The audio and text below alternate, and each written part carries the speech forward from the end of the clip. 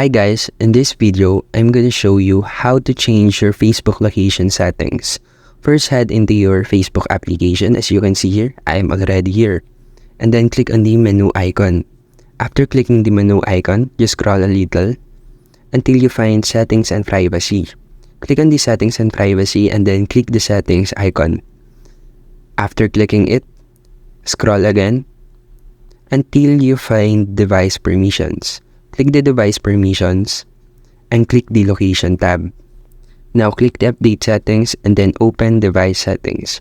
After opening the Device Settings, click the App Permissions and find the Location tab again, which is here. As you can see here, I have allowed Facebook to access my location only while using their app.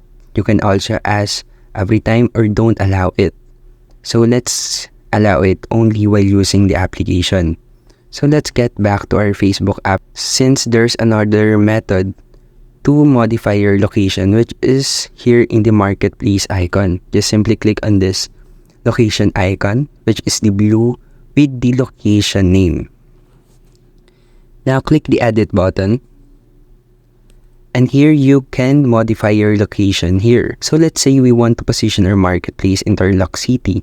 Just simply click the apply. And that's it.